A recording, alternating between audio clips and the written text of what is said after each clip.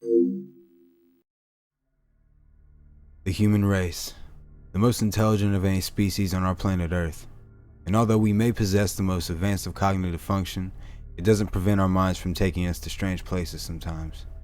Intrusive thoughts, the fascination with the disturbing or morbid. To put it bluntly, we like to face what most of us fear the most, and that is death. Have you ever found yourself binging a 10-episode docuseries on serial killings or mass murderers? Or maybe even finding an attraction to the things that we find most horrifying? If so, I've got some decent news. You're a lot more normal than you may think.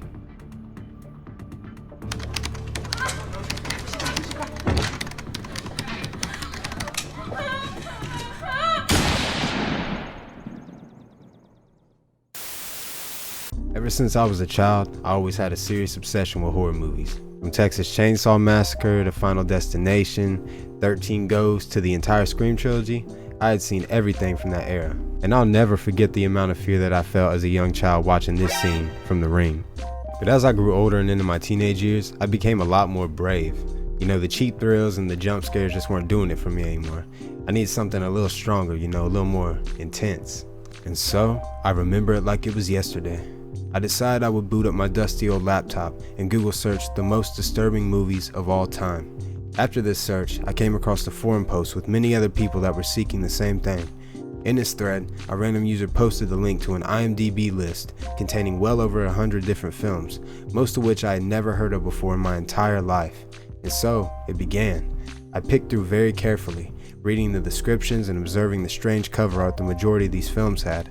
A lot of them were typically foreign pictures, and some of them weren't even considered horror, but honestly, I was ready to take on whatever these movies were willing to give me. I was itching to just feel something. And boy did I get what I asked for.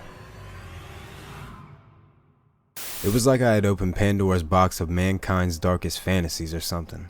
Some of these movies were just so downright despicable that it was genuinely concerning. But what was also concerning was how much I was addicted to viewing these movies and subjecting myself to the things I could never unsee again. It made me question myself as a person, my morality, my sanity, like, are you really enjoying this? But in actuality, it's not that I enjoyed what I was seeing, it was the fact that these films were taking my mind to places it had never really traveled before. Putting myself in the shoes of people who had seen or performed horrific actions, making me feel emotions that most movies were unable to spare. For the first time in my life, I was walking away from a movie with a different perspective. And that perspective being that this world can carry some very depraved and downright evil people within it.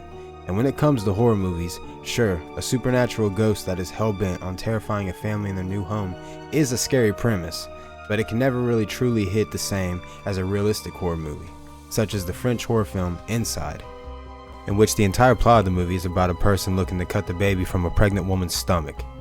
Yikes. And that actually became one of my favorite horror movies of all time. But why, you may ask? Because you're a sick Actually, no. It's because it truly horrified me, just like a real horror movie should do. But why is it that we as humans enjoy being horrified? Let's start with a lighter example. Reality TV. We as people love drama. And with shows such as the Kardashians, we get to see people that are regarded very highly in our society basically just act a mess. It's all the same no matter how you spin it, from 90 Day Fiancé to Love Island, or even cooking shows such as Hell's Kitchen. I mean, yeah, we want to see if Ed ever finds a nice lady to suck on his neck muscle. Or we may want to see how filet mignon is properly cooked in the presence of Gordon Ramsay. But do you know what we really like more than all of that? Watching the rejection and overall drama that ensues within every episode of these programs. We watch Gordon Ramsay because we love watching him demean and absolutely roast every person in his path. And when it comes to dating shows, we love watching two women fight for the attention of some clueless Chad in boat shoes. I mean, it's crazy, but it's what entertains us at the end of the day. But why? Well, the reasoning for this comes from the German phrase Schadenfreude, which basically translates to pleasure derived by someone from another person's misfortunes. But Vincent, I don't get it. I'm a great person. I don't like to see people suffer. Well, that may be true, but there's actually science to back up why we enjoy the drama of those in a higher societal status than us. And this fascination is traced all the way back to early civilization. Our desire to know and view the lives of high-status individuals is a trait we share amongst one another, and it may have actually helped us evolve throughout the years. We enjoy seeing the drama and misfortune because it makes us feel better about our own lives. when we see others going through it, it gives us a chance to forget about our own struggle and maybe even feel a little less alone. It's not that we typically wish bad upon people, but it's nice to know that we aren't the only ones dealing with things on a day-to-day basis, much less having it televised for a season on Hulu. So no, you're not a bad person for enjoying drama, but your brain isn't exactly focused on being an upstanding citizen near as much as it's focused on making sure you survive. And by learning from others' mistakes and misfortunes, our brain takes that as information that we can apply to ourselves in order to achieve a better outcome. But what does this have to do with our fascination of the dark and macabre, you may ask? Well, let me explain a bit further. Just like the comfort we feel with other people's drama, our brains also find a way to gain knowledge in multiple ways through many disturbing outlets. In most disturbing media, we are usually viewing some type of dangerous or life-threatening situation. Whether it be real or fake, we're drawn in. We know it's wrong, but we can't look away. And that's where our morbid curiosity comes into play. When we are subjected to something horrific or gruesome, it triggers a fight or flight response, causing a rush of adrenaline along with endorphins and dopamine. And the key word here being dopamine, which is the very chemical responsible for making us feel good. But just like everything in life, everyone is different within their chemical makeup and how their brain and body chooses to deal with stress. While some people may find enjoyment in the sensation of fright or surprise, others may not have the ability to handle that type of release. And that's okay, because we're all different.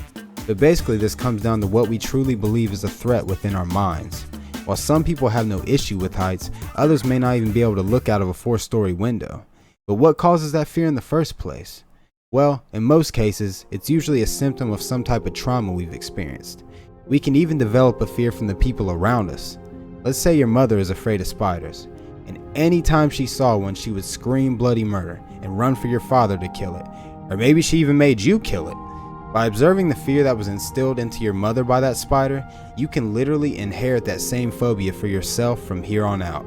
Specific fears are usually learned, while primal survival instincts usually remain the same within people. We analyze and assess situations in order to provide ourselves with the information on whether we are safe or not in any situation.